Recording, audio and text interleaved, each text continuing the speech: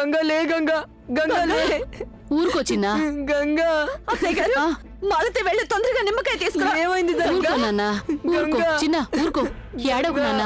గంగా లే గంగా. గంగా చిన్న చిన్న ఊరుకో చిన్న. గంగా లే గంగా. గంగకేమీ కాదు, ఊరుకో. మాలతి తొందరగా తీసుకురా. ఎక్కడ చచ్చింది ఇది? తొందరగా రా, తొందరగా. గంగా లే. గంగకి ఏమైంది? చిన్న గంగా. చిన్న ఏడవకు నాన్న, ఏమీ కాదు. ఏడవకు, గంగకేం కాదు, తనకేమీ కాదు. ఏడవకు. గంగా. వర్ష చిన్నాని తన గదికి తీసుకెళ్ళు. ఏడవకు నాన్న, నేను ఎక్కడికి ఏడవకు నాన్న, వెళ్ళను. ఏమీ కాదు. ఏడవకు. సాగర్ వెళ్ళు. నువ్వు ఉండు కొడలా. వెళ్ళు చిన్న, వెళ్ళు వెళ్ళు వెళ్ళు. గంగా. ఇంత చేసినా గంగా. కూడా తనకి స్పృహ రావటం లేదు. ఏం చేద్దాం? భగవంతుడా. గంగా అత్తయ్య తన చేత వాంతి చేయించినా కూడా ఏం లాభం లేకుండా పోయింది. మెలకు రావట్లేదు ఎందుకని? అమ్మ గంగా, ఓరి భగవంతుడా. అమ్మ గంగా. డాక్టర్ ఇప్పుడే వచ్చేస్తారు. ఆయన వచ్చారంటే గంగకి వెంటనే స్పృహ తెప్పిస్తారు. చెప్పు వర్ష వదిన, నువ్వు పెద్దదానివి కదా, నీకు తెలిసే ఉంటుంది. గంగకి అసలు ఏమైంది? ఏం తినేసింది తను? ప్రదీప్ అన్న ఏమో విషయం తింటేనే ఇలా అవుతుంది అంటున్నాడు, కానీ గంగ విషయం ఎందుకు తింటుంది వర్ష వదిన? నాకేం అర్థం కావడం లేదు సాగర్, ఏమైందో తనకి. నిన్ను నాన్న తీసుకొచ్చాడు మా ఇంటికి. నేనేదో నీతో మాట్లాడేవాణ్ణి, ఆడుకునేవాణ్ణి. అంత మాత్రం చేత స్నేహితులైపోరు. అలాంటి నిన్ను నా స్నేహితురాలు చేసుకుంటే నా ఫ్రెండ్స్ నన్ను ఎగతాళి చేస్తారు. నువ్వు కేవలం గంగవే. ఇంకెప్పుడైనా నా పర్మిషన్ లేకుండా నా వస్తువులేవి ముట్టుకోకూడదు. దిగు కిందకి, దిగు గంగా, దిగు దిగు గంగా. నేను తనతో సరిగ్గా మాట్లాడలేదు, తనతో ఆడుకోలేదు, అందుకే తను బాధపడి ఉంటుంది. నేను తనకి వెంటనే సారీ చెప్తాను, తను వెంటనే కోలుకుంటుంది.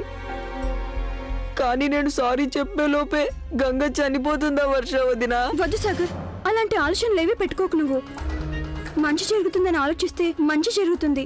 అంతేకాకుండా గంగ కోసం మనందరం దేవుడిని ప్రార్థిస్తున్నాం కదా, నువ్వే చూస్తున్నావుగా, తొందరగానే నయమైపోతుంది. తప్పు చేసేవు నువ్వు కారు, చాలా పెద్ద తప్పు చేశావు.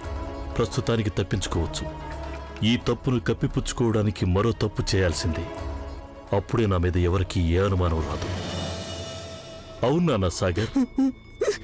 మీ వర్షవదిన చాలా సరిగ్గానే అంటుంది.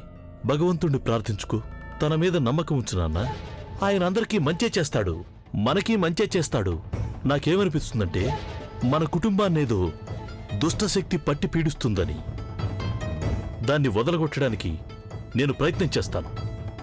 నేను నిశ్చయం చేసుకున్నాను, కానీ కొంచెం ఓర్పుతో వ్యవహరించాలి. అప్పుడు మన ఇంటికి పట్టిన ప్రతి కష్టాన్ని వదలగొట్టుకోవచ్చు నాన్నా. నువ్వు కొంచెం ఓర్పుగా ఉండు నాన్నా. అత్తయ్య ఇంతవరకు డాక్టర్ రాలేదు. గంగకేమో స్పృహ రాలేదు. తన పరిస్థితి ఏం బాలేదు అత్తయ్య. హాస్పిటల్ కి తీసుకెళ్దాం.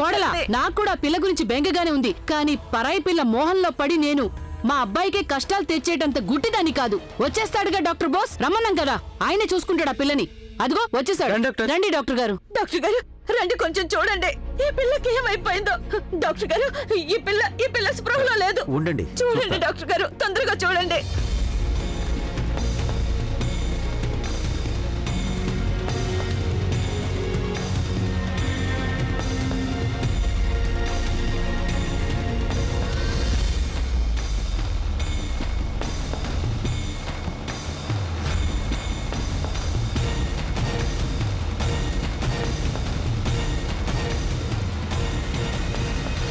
చెప్పండి డాక్టర్ గారు, తను కోలుకుంటుంది కదా?